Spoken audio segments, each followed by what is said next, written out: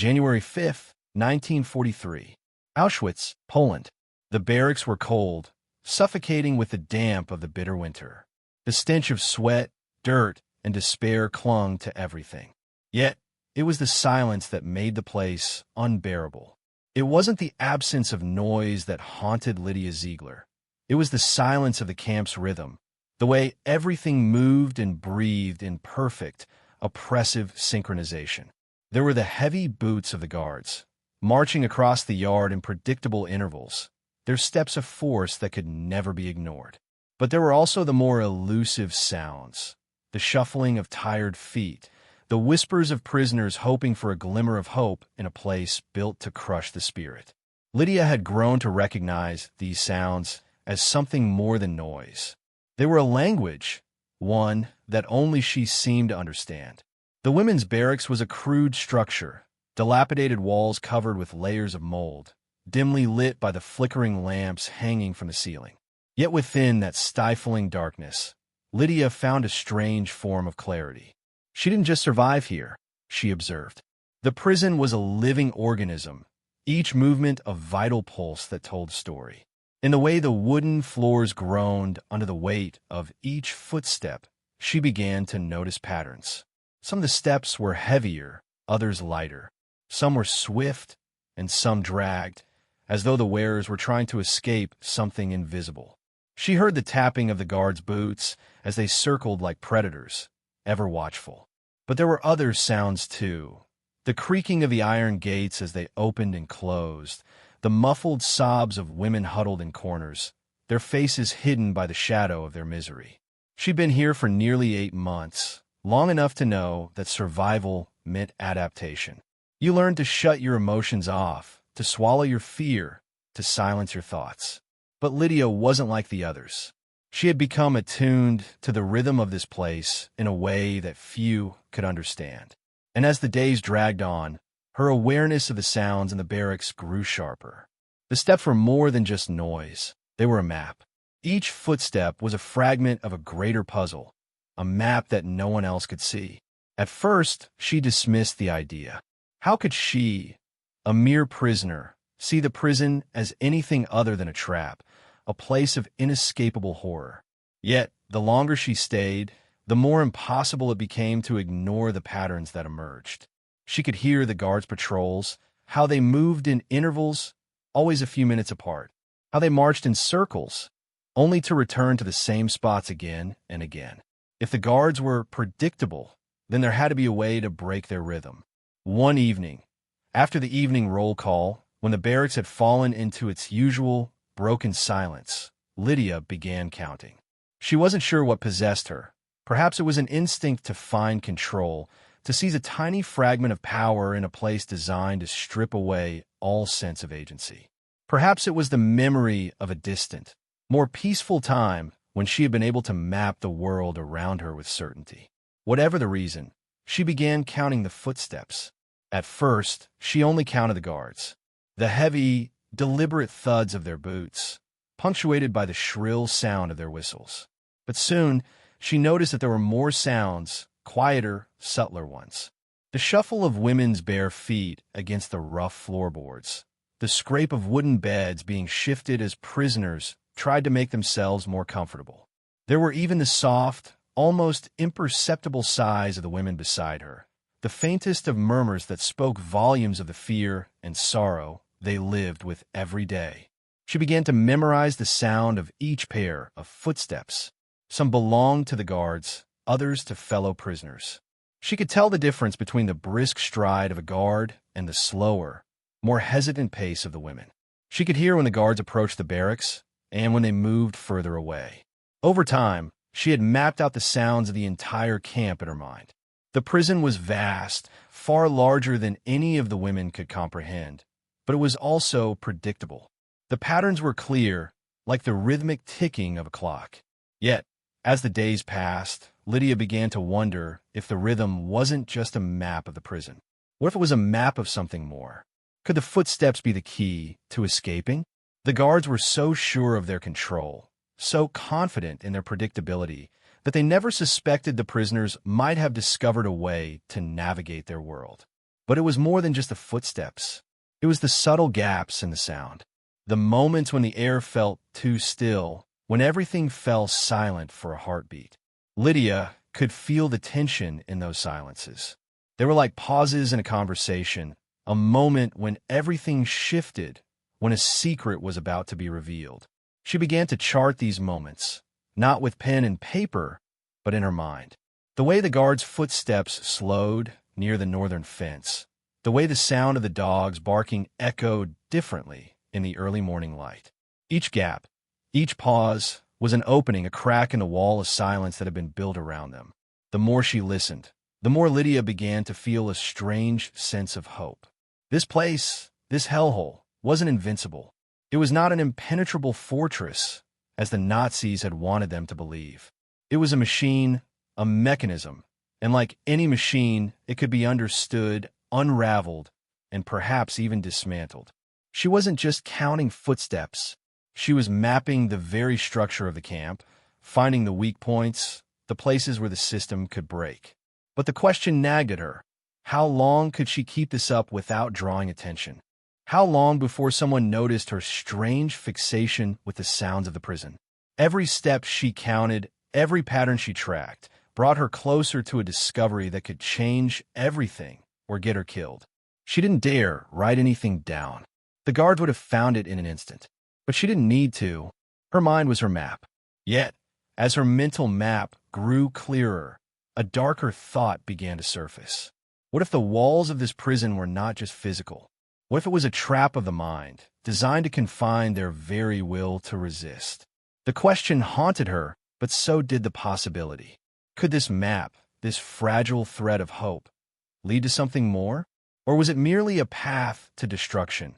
Another layer of false hope to make them believe they could ever be free? In the silence of that bitter winter night, the rhythm of the camp's footsteps continued. And in Lydia's mind, the map began to take shape. March 17th, 1943. Auschwitz, Poland. Lydia's map had grown, yet she couldn't shake the sensation that the deeper she ventured into the labyrinth of the camp, the more she discovered about herself, not just the prison.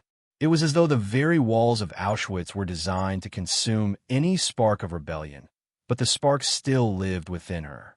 What had started as a simple exercise in observation, the counting of footsteps, was now a secret obsession, a way to see the unseen, to carve a path through a place designed to erode all hope. She had learned how to read the subtle shifts in sound, the pauses between the footsteps, and the rhythmic cadence of the guards as they made their rounds. Yet this knowledge, this map, was something no one could truly see or touch. It existed only in her mind, hidden away beneath the terror and despair that clung to the barracks like a second skin. Every evening, after the roll call and the endless lineups, Lydia would lay awake in her cramped cot, her eyes wide open in the pitch darkness, listening. She could hear the uneven breaths of the other women in the room, the murmurs of the guards as they patrolled outside. She would count, silently, methodically, as if each step was a beat in a silent symphony, a rhythm she had learned to navigate without error. She would mark the hours, not by the clock, but by the movements of the camp. She knew when the guards approached the central courtyard, when they paused at the watchtowers, when they changed shifts. But it wasn't just the guards she listened for. The women in the barracks, some hopeful, some broken, each had their own rhythm too. Lydia could hear the tremor in their steps, the way they moved with fear or the way their bodies betrayed exhaustion. There was no mistaking the faint whisper of someone sneaking a piece of bread, or the shudder of a woman curled up in the corner, trying to suppress her sobs. The camp had a sound of its own, and Lydia was learning to decipher it. It was during one of these late-night sessions, when the rest of the barracks had succumbed to fitful sleep, that Lydia heard something different. A soft whisper, barely audible, just a rustling sound, came from the cot next to hers. She glanced over quickly, but the shadows made it impossible to see anything clearly. It was one of the younger women in the barracks, a girl barely out of her teens, who was huddled tightly under the thin blanket. Lydia had noticed her before, a quiet soul who rarely spoke. But tonight, there was something in the air, something that felt like a turning point. The girl, whose name Lydia didn't even know, was whispering. At first, Lydia thought she was talking in her sleep, but the words became clearer. "They're coming. We can't stay here. We can escape." Lydia's heart skipped a beat. Escape. That word was dangerous here. It was a whispered fantasy that no one dared voice aloud. But the girl's voice had something in it, a thread of hope, a trembling thread that might not survive the night. Could it be possible? Could the impossible idea of escape, so often whispered among prisoners, be within reach? Lydia's mind raced, torn between disbelief and the weight of her own knowledge. In the days that followed, Lydia kept her distance from the girl, not out of suspicion, but out of a deep fear that her own secret might be exposed. Yet she couldn't shake the feeling that the girl had touched on something significant. The map she had created in her mind was no longer a solitary act. It was a potential lifeline. If she could map the way out, perhaps others could follow. The thought terrified her. What would it cost to help someone else escape? She had no illusions about the consequences if the authorities found out. Yet, a part of her could not turn away from the thought. What if this was her chance to do something more than just survive? What if, for once, she could defy the system that had trapped them all? But Lydia had always known that it wasn't enough to simply want to escape. The camp was a fortress, a maze designed to keep everyone inside, to keep them from even dreaming of the outside world. The guards were everywhere, constantly watching, listening. The fences were lined with barbed wire, the towers were manned, and the dogs were ever present. Escape wasn't just about finding the cracks in the system. It was about finding the courage to step through them. As the weeks passed, Lydia grew more daring. She started to share her findings with others, in quiet whispers during the dark nights when no one could hear. At first, she spoke only to those she trusted, an older woman named Ruth, who had been in the camp longer than most, and a younger woman, Miriam, who had been separated from her family. Ruth was cautious. Her years in the camp had taught her to be careful with hope. But Miriam was different. Miriam, with her soft eyes and constant air of determination, was eager to listen. Together, they began to work on Lydia's mental map, discussing every possible escape route, every weakness in the camp structure.